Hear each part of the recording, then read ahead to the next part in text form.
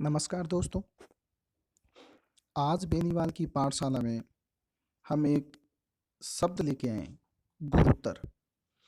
ये अपराध की लगभग बुक्स के अंदर आपको मिलेगा और ये बार बार आता है। ये कई रूपों में आता है।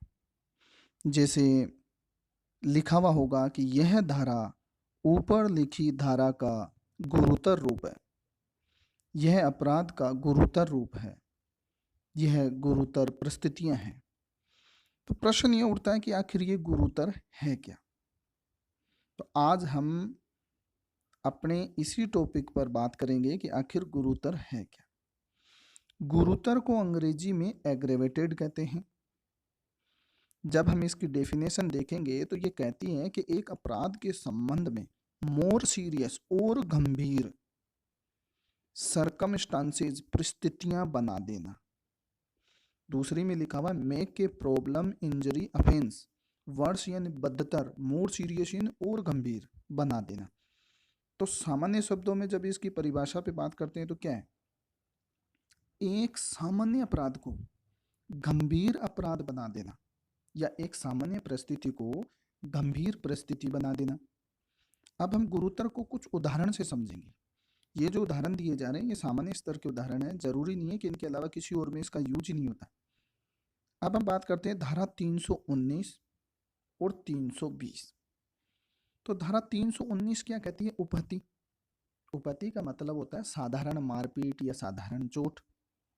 अब इसका भयंकर रूप क्या हुआ, इसका गुरुतर रूप क्या हुआ, घोर उपपत्ति, जो धारा 320 की बात करती है।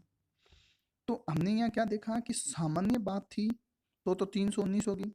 तो किताबों में क्या लिखा मिलेगा, 319 धारा 319 का भयंकर रूप या 319 का गुरुतर रूप 320 में है। अब ये नहीं है कि धारा 319 जो उपपत्ति के बारे में बात करती है तो इसका खुद का भी गुरुतर रूप नहीं है।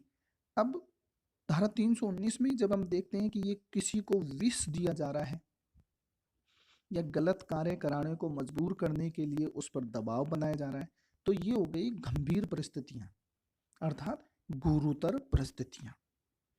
अब हम बात करते हैं धारा 332 पे और धारा 333 पे। ये दोनों ही लोक सेवकों से संबंधित है। धारा 332 कहती है जब एक लोक सेवक अपने कर्तव्य को कर रहे हैं और उसमें भय पैदा करने के लिए स्वेच्छा उपपत्ति करते हैं तो यह साधारण तरह का अपराध। लेकिन जब घोर उपपत्ति करते हैं तो यह धारा 332 का गुरुतर रूप है, यानी घोर उपपत्ति यानी वैसे ही अपने आप में गुरुतर रूप है। अब आती है धारा 339 340।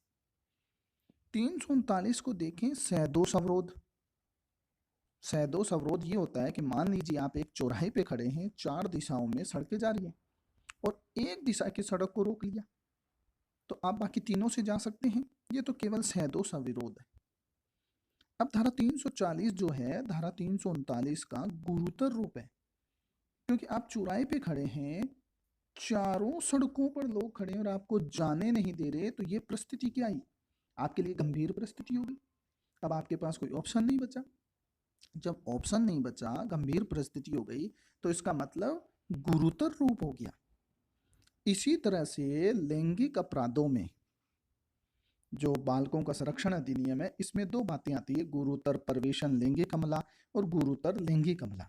तो ये गुरुतर शब्द यहाँ क्यों जुड़ा, क्योंकि गंभीर परिस्थितियां हैं। गुरुतर का मतलब क्या हुआ, गंभीर परिस्थितियां पैदा हो जाना या और भी संगीन तरीके से कार्य करना। तो अब गुरुतर प्रवेशन लैंगिक हमला और गुरुतर लैंगिक हमले की अगर हम परिभाषा देखें तो इसमें क्या होगा, या तो कोई पुलिस अधिकारी अपने पुलिस थाने में बालक के साथ अत्याचार कर रहा है, तो अब बालक के लिए तो गंभीर परिस्थिति हो गई ना, गुरुतर परिस्थिति हो गई, क्योंकि पुलिस थाने के अंदर चारों तरफ पुलिस ही पुलिस वाले, पहली बात तो उसमें भय पैदा हो गया, दूसरी बात वो भाग नहीं सकता। अब इसी तरह से अगर हम देखें कि कोई सुरक्षा बल के सदस्य हैं, वो किसी बालक पर अत्याचार कर रहे हैं, तो भैया आर्मी एरिया से भी आप नहीं भाग सकते, तो परिस्थितियां क्या हो गई आपके लिए, गंभीर, मतलब गुरुतर परिस्थितियां हो गई। इसी तरह से अगर आप अस्पताल में हैं या कोई कोर्ट के अंदर हैं तो वहाँ वकीलों ही वकीलों का राज हो गया, आपके लिए गंभीर परिस्थिति अर्थात गुरुतर परिस्थिति हो गई। अब वो आपके साथ मारपीट करते हैं तो ये गुरुतर परिस्थिति है। इसी तरह से अगर कोई शैक्षणिक संस्था है या धार्मिक संस्था है तो गुरुतर परिस्थिति इसलिए हो गई क्योंकि उस शैक्षणिक संस्था के मालिक के विरुद्ध में आवाज नहीं उठाई जा सकती, वहां उसके लिए भीड़ है। किसके लिए? उस मालिक के लिए भीड़ है। अस्पताल की बात अगर करते हैं तो अस्पताल की बात जब हम करते हैं तो क्या होता है, अस्पताल का जो अधीक्षक होता है उसके लिए खूब सारे डॉक्टर हैं, वार्ड बॉय हैं, तो आपकी वहां कुछ चल नहीं सकती। तो इसलिए ये गंभीर परिस्थिति हो गई अर्थात गुरुतर परिस्थिति हो गई। तो इस प्रकार आज हमने सीखा कि साधारण शब्दों में गुरुतर का क्या अर्थ होता है और गुरुतर से संबंधित परिभाषाएं कौन कौन सी हैं। तो ये जो हमने उदाहरण लिए हैं ये केवल यहाँ तक सीमित नहीं है। जो भी परिस्थिति आपको ऐसे महसूस कराती है कि ये गुरुतर रूप में आई हुई परिस्थितियां हैं, अर्थात पहले वाली सामान्य परिस्थिति से गंभीर परिस्थिति है, पहले वाले सामान्य अपराध से गंभीर अपराध है, तो इसका मतलब आप ये समझ जाइए कि यहाँ गुरुतर शब्द यूज हुआ है।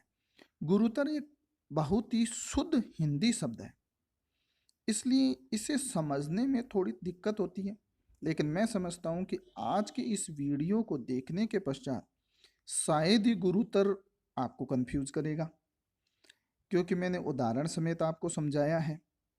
इसी तरह से जैसे आप बुक्स वगैरह पढ़ते जाएंगे तो उसके अंदर ज़्यादा से ज़्यादा आपको एक्सप्लेन किया जाएगा और उससे और भी ज़्यादा गुरुतर शब्द को समझ पाएंगे।